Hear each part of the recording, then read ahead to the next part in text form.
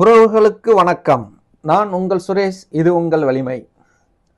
நம்ம முதல் பகுதியில் இந்த ஃபைனான்ஸில் கார், இருசக்கர வாகனம் வாங்கும்போது மறைமுகமான வட்டியை பற்றி பார்த்துருந்தோம். அதனுடைய தொடர்ச்சியாக இப்போ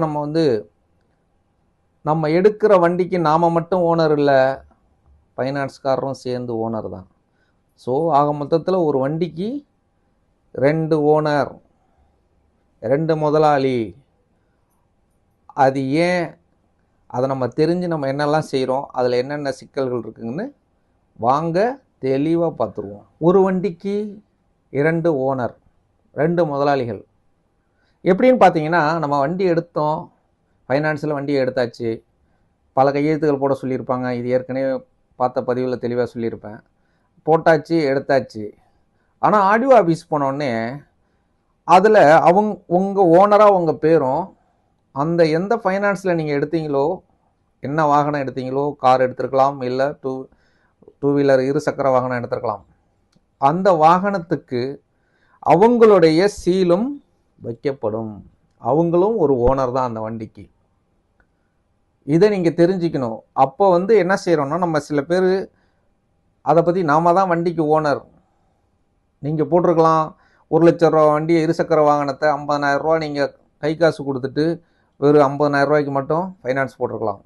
50,000 ரூபா கொடுத்துட்டேன், 50,000 நான் தானே கட்டுறேன் அப்படின்னா அவங்க அத்தாட்சிக்கு அவங்க அதை பண்ணிக்கிறாங்க. ஆனால் அதுக்கான புரிதல் நமக்கு இருக்கான்னு சில இப்போ இருக்கிற இளைஞர்கள் வண்டியை வாங்கிடுறாங்க, கட்ட மாட்டாங்க. டூ வீலருக்கு கட்டுறதே கிடையாது, நிறைய பேர் கட்டுறதே கிடையாது. ஃபைனான்ஸுக்காரவங்க என்ன பண்ணிடுவாங்க, இந்த வண்டி என்கிட்ட இருக்குது, நான் ஆர்சி புக்கை கொடுக்க மாட்டேன், ஆர்சி புக்கை ஒளிய வச்சுருவேன், பீரோவில் வச்சு பூட்டிடுவேன், இல்லை தொலைஞ்சிருச்சுன்னு சொல்லிடுவேன். இப்படிலாம் நம்ம பேசுகிறத கேட்டுக்கிறதுக்கு வாய்ப்பு இருக்குது. ஆனால் அந்த வண்டியை அவங்க பறிமுதல் பண்ணிட்டு போயிட்டு அந்த வண்டிக்கு புதுசாக ஒரு ஓனரையும் ஆர்சி புக்கையும் உருவாக்க முடியும். நீங்கள் உங்கள் ஆர்சி புக்கை கொடுக்க முடியாது, நான் வண்டியை நீ முடிஞ்சால் எடுத்துகிட்டு போ, ஆர்சி புக் கொடுக்க மாட்டேன்னு நீங்கள் அவங்கள்ட்ட வாக்குவாதத்தில் ஈடுபட்டால் தோற்க போகிறது நீங்கள் தான், ஃபைனான்ஸ்காரவங்க இல்லை. அதை நல்லா புரிஞ்சிக்கோங்க.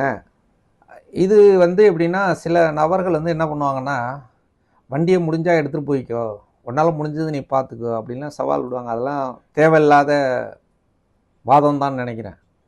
ஏன்னா தேவையில்லை. அது அப்படி பண்ணுறதுனால நீங்கள் ஜெயிக்க முடியுமானா முடியவே முடியாது. ஃபைனான்ஸுக்காரவங்க அவங்க வெற்றி பெறுவதற்காக என்னென்ன இதில் கையெழுத்து போட்டோங்கிறத நான் போன பதிவிலே சொல்லியிருந்தேன். கையெழுத்து போடும்போது படித்து பார்த்து கையெழுத்து போடுங்க. வண்டி வாங்கணுங்கிற ஆர்வத்தில் நீங்கள் கையெழுத்து எல்லா இடத்துலையும் போட்டு வச்சுருக்கீங்க. அது தெரியாமல் அவங்கள்ட்ட வாக்குவாதம் பண்ண தேவையில்லை. என்ன கேட்டால் சொல்லுவேன்.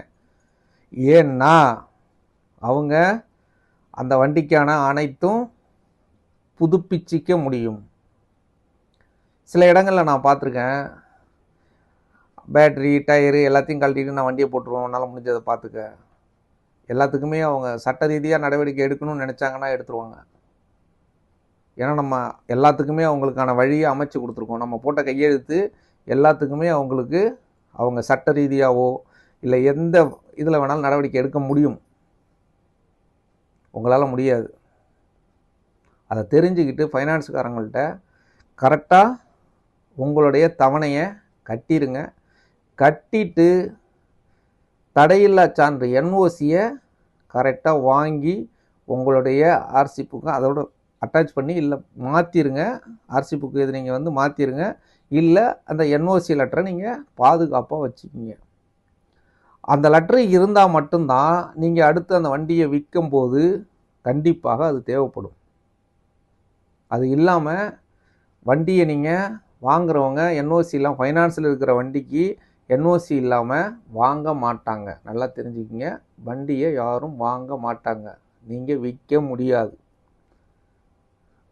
ஏன்னா ஒரு காலகட்டத்துக்கு மேலே ஃபைனான்ஸுக்காரவங்க அவங்களும் சில இதில் விட்டுருவாங்க. இப்போ நீங்கள் எக்ஸாம்பிளுக்கு 1 வருஷம் ஃபைனான்ஸ் போட்டிருந்ததை 8 மாதம் கட்டியிருப்பீங்க. அதை 1 வருஷத்தை 6 வருஷம் 7 வருஷமாக இழுத்துருப்பீங்க. ஆனாலும் பெனால்ட்டி போட்டு நீங்கள் எல்லாத்தையும் கட்டியிருப்பீங்க. ஆனால் சில நேரங்களில் அவங்க அவங்களுடைய வேலை பளு காரணமாகவும் சில பல காரணங்களால் அவங்க விட்டாங்கன்னா நீங்கள் விற்றுடலாம் அதுக்குள்ளே அப்படின்னு நினச்சி விற்க போனீங்கனாலும் அதுவும் முடியாது.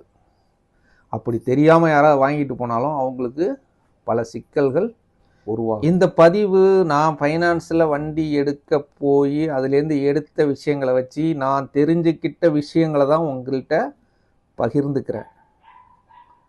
நான் சில விஷயங்கள் சொன்னது தப்பாக இருந்தாலும் நீங்களும் சர்ச் பண்ணி அதை என்ன விஷயங்கிறத கேட்டு தெரிஞ்சுக்கிட்டு, நல்லா தெரிஞ்சவங்கள்ட்ட கேட்டு தெரிஞ்சுங்க. எனக்கு தெரிஞ்ச விஷயத்த நான் உங்கள்கிட்ட ஷேர் பண்ணியிருக்கேன். இன்னும் நிறைய விஷயங்கள் அதில் இருக்குது. அது பேசணும்னு நம்ம நிறைய பேசிக்கிட்டு இருக்கலாம். ஃபைனான்ஸில் வந்து அவ்வளவு பெரிய அது வந்து ஒரு கடல் மாதிரி. அந்த விஷயங்கள்லாம் என்னென்ன விஷயங்கள் இருக்குன்னா அதை வந்து ஒரு லாயரே வந்து மொழி பிதுங்கி போகிற அவருக்கே தலை சுற்றுற அளவுக்கு அதில் நிறைய விஷயங்கள் வச்சுருக்காங்க. அது வந்து ஒரு லாஃபி. அதனால் நீங்கள் கொஞ்சம் ஃபைனான்ஸில் வண்டி எடுக்கும்போது ஒரு தெளிவான சிந்தனையோட ஒரு நல்ல தெரிஞ்ச ஒரு நபரை கூட்டிக்கிட்டு போயிட்டு தெளிவான நல்ல ஃபைனான்ஸாக பார்த்து வண்டியை எடுங்க. அதுதான் ஒரு சிறந்த தேர்வாக இருக்கும். வண்டி ஓட்டும்போது சைடு மிரர் வண்டியில் வைங்க. சைடு மிரரை பார்த்து வண்டி ஓட்டுங்க. சைடு மிரர் வந்து சைடில் கண்ணாடி வச்சுருக்கிறதே பின்பக்கத்தில் சைடில் யார் வராங்க போகிறாங்கன்னு பார்க்குறதுக்கு தான். இதெல்லாம் பார்த்து வண்டியை ஓட்டுங்க. ஏன்னா உயிர் ரொம்ப முக்கியமானது. உயிர் போனால் திரும்ப வராது. அதனால் வாகனம் ஓட்டும்போது சேஃப்டி ரூல்ஸை ஃபாலோ பண்ணுங்கள். ஹெல்மெட் போடுங்க. சைடு மிரரை பார்த்து ஓட்டுங்க. ஹேண்ட்ஃபோன் தயவு செய்து பேசிக்கொண்டு வாகனம் ஓட்டாதீர்கள். ஓகே, நன்றி, வணக்கம்.